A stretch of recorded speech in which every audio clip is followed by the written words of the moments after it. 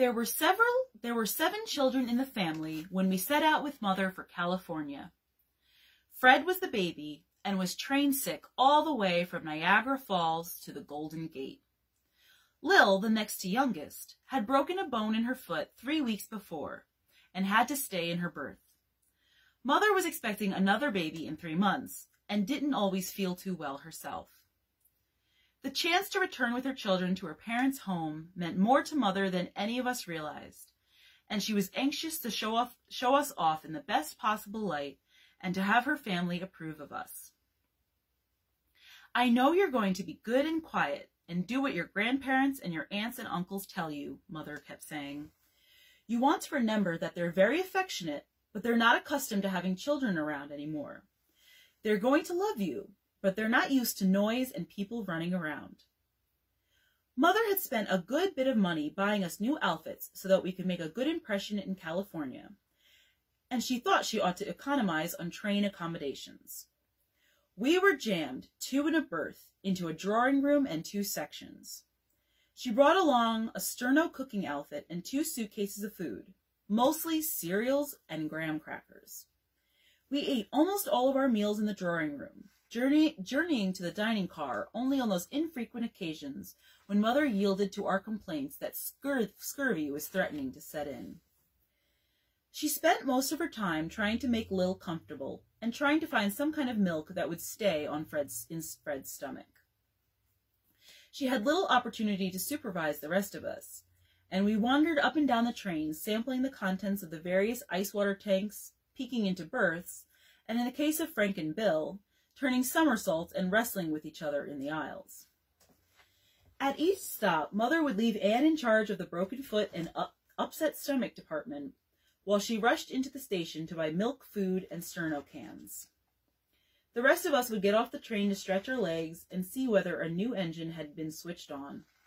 Once the train started up again, Mother would insist upon a roll call. After 4 days on the train, with no baths except for the sponge variety, we were not very sanitary when we reached California. Mother wanted us to look our best when we got off the train, and she planned to give each of us a personal scrubbing and see that we had on clean clothes, an hour or so before we got to Oakland. Her oldest brother, Uncle Fred, surprised her and us by boarding the train at Sacramento. He found us in the drawing room in the middle of a meal. Suitcases were open on the floor, and there was a pile of diapers in the corner. The baby, still train sick, was crying in Mother's arms. Lil's foot was hurting, and she was crying on the couch. Bill was doing acrobatics on the bed. There were bowls of cream of wheat and graham crackers on a card table. The place smelled of sterno and worse. Uncle Fred used to joke about it when we were older. It reminded him of a zoo, he said. But at the time you never would have known he noticed anything unusual. "Lily, dear, it's good to see you," he said. "You look simply radiant, not a day older." "Oh, Fred, Fred." Mother put down the baby, wiped her eyes apologetically, and clung to her brother. "It's ridiculous to cry, isn't it? But it means so much having you here." "Was it a hard trip, dear?" Mother was already bustling around, straightening up the drawing room. "I wouldn't want to do it every day," she admitted, "but it's almost over and you're here. You're my first taste of home." Uncle Fred turned to us. "Welcome to California," he said. "Don't tell me now. I can name each of you. Let's see, the baby here making all the noise, he's my namesake Fred. And here's little Lil, of course, with the broken foot, and Billy." "You're just like we imagined you," Martha told him, hanging onto his hand. "Are we like you imagined us?" "Just exactly," he said gravely, "right down to the last freckle." "I hope you didn't imagine them like this," Mother said, but she was happy now. "Never mind, you'll never know them in a few minutes. You take the boys out into the car, and I'll start getting the girls cleaned up right now. Of course, none of them will be really clean until I can get them into a tub." We were presentable and on our best behavior when we finally arrived in Oakland, where Mother's sisters and other brothers were waiting with the 3 limousines. It was a wonderful welcome, but we thought our aunts were the kissingest kin in the world.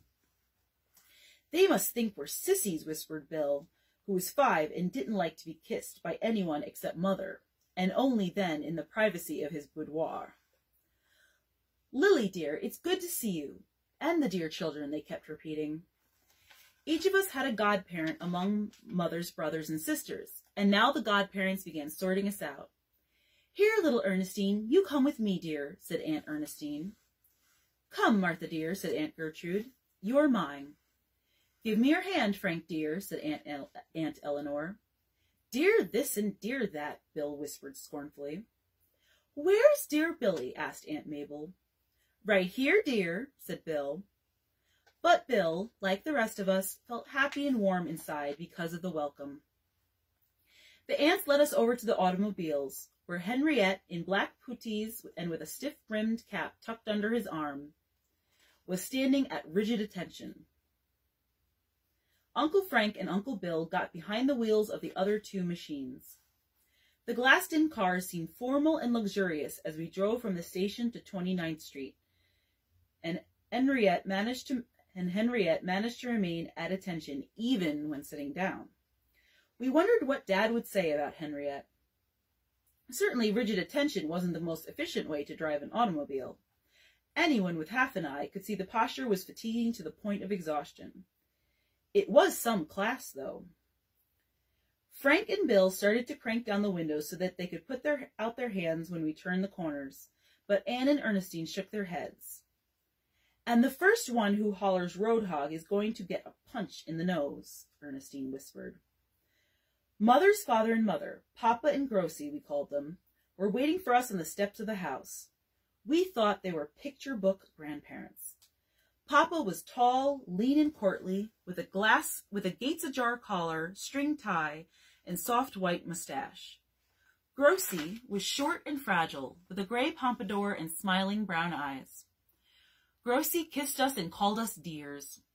Papa shook hands and said that each day we stayed in his house, he was going to take all of us down to a toy shop and let us pick out a toy apiece. "Honestly," Anne bubbled, "it's like stepping into a fairy tale 3 deep with godmothers and with wishes that come true." "That's the way we want it to be for Lily's dear children," Grossie said. "Now, what's your very first wish?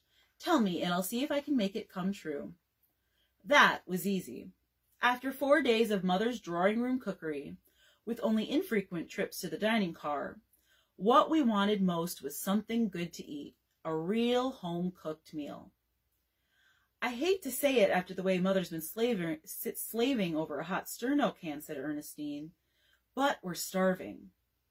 "If my wish would come true," Mother hastened to change the subject, "you'll all be sitting in bathtubs right this minute, washing soot out of your hair."